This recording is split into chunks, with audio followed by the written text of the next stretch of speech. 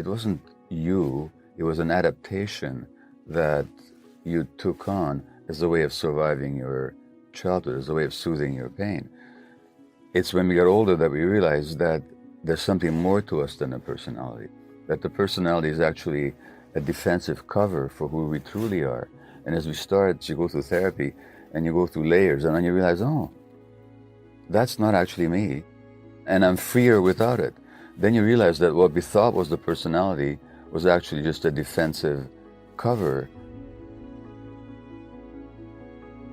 My next book is going to be entitled The Myth of Normal, Illness and Health in an Insane Culture. And when I say insane culture, I mean a culture that doesn't meet human needs. So if you take a condition like high blood pressure, for which, what's the medical term for high blood pressure? Hypertension. Hypertension. All right. And doctors, of course, say, our colleagues say, well, there's a few types of hypertension for which there's a cause, like kidney disease or some kind of hormonal disorder. Just take the word hypertension and slow it down a bit.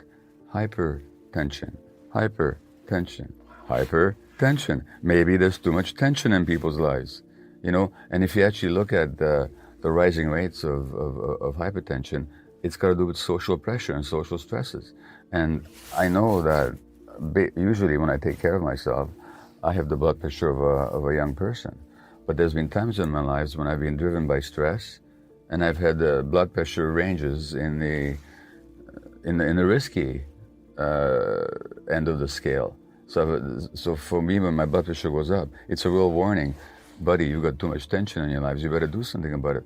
All we do in medicine is we hand out pills, or we tell people to lose weight, but we never address the sources of real tension in their lives.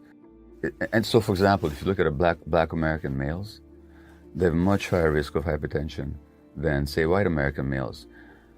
What we say is genetic. No, it isn't. Their biological relatives in Africa do not have high blood pressure. Right. So it's an artifact of being a black male in essentially a racist society. And James Baldwin, the American writer, once said that being a black American male is to live in a condition of suppressed rage all the time. Yeah. Well, that suppressed rage will drive your blood pressure.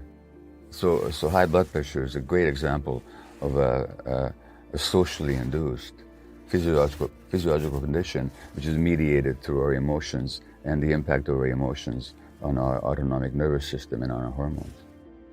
When you get down to it, it's very simple. Either you raise human beings whose needs are met, or you raise human beings in a way that you don't meet their needs. When you don't meet people's needs, they have to adapt in artificial ways.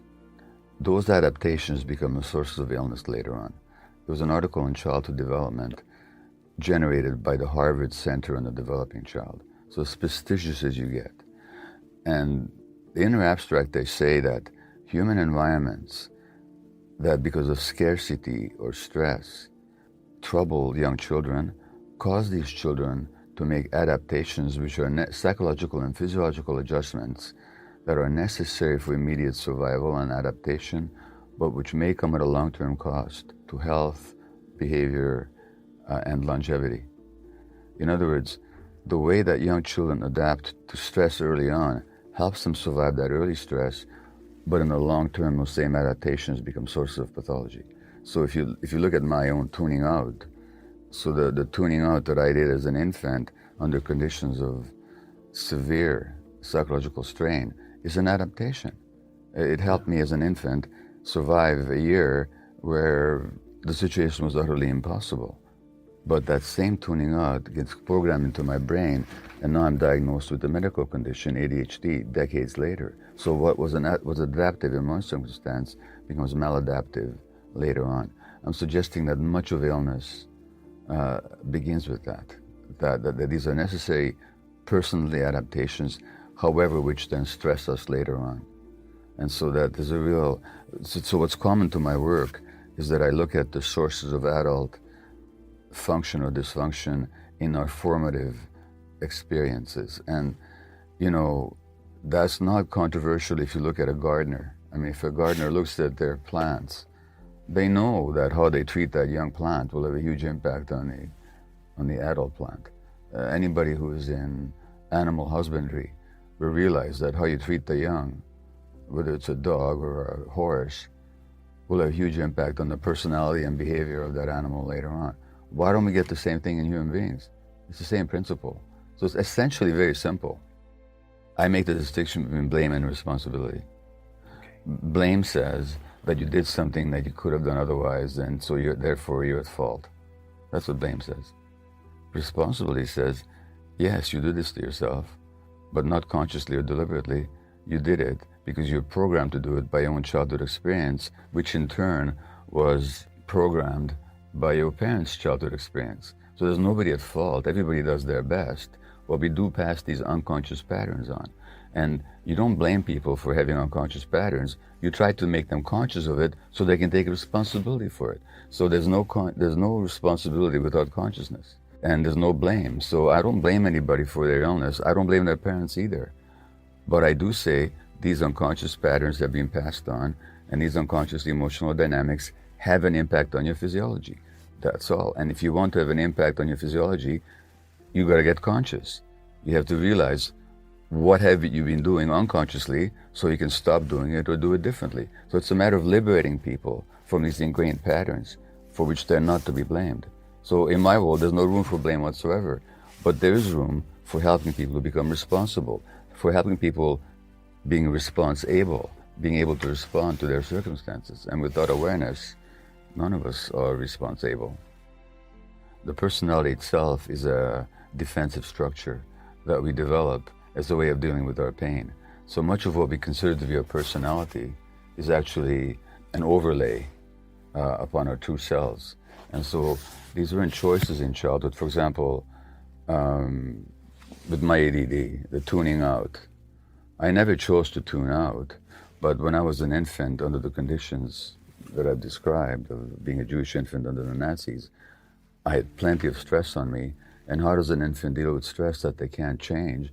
They tune out. And then the tuning out becomes programmed into my brain.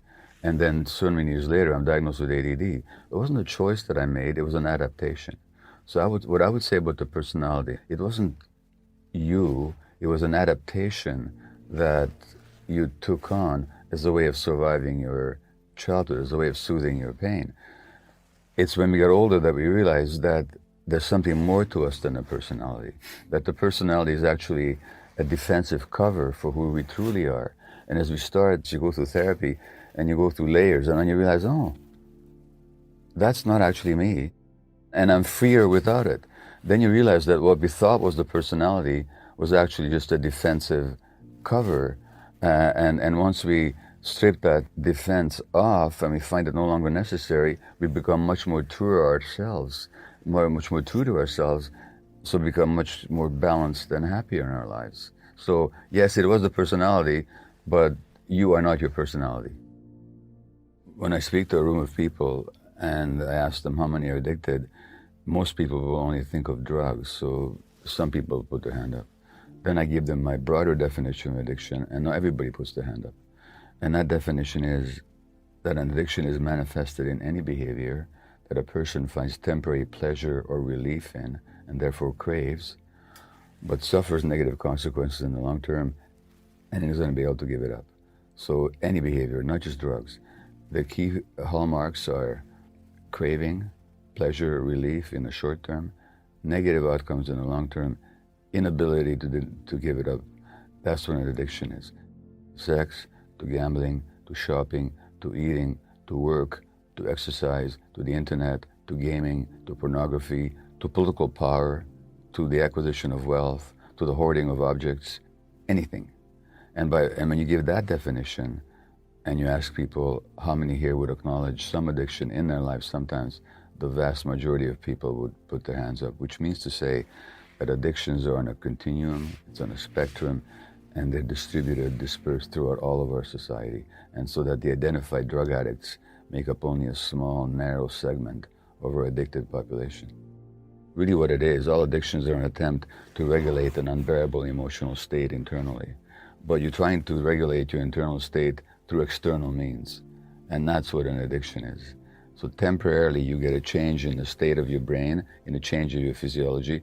You can do that through drugs. You can also do it through gambling or internet or sex or shopping. But essentially after that same revitalization of your incentive and motivation circuitry of your brain.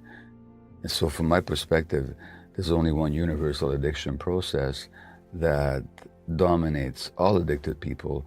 The targets of addiction may be different. The internal effects are much the same. When you look at the sources of it, the states that people are trying to escape are states of emotional distress, states of emotional pain, and hence why the addiction, not why the addiction, but why the pain.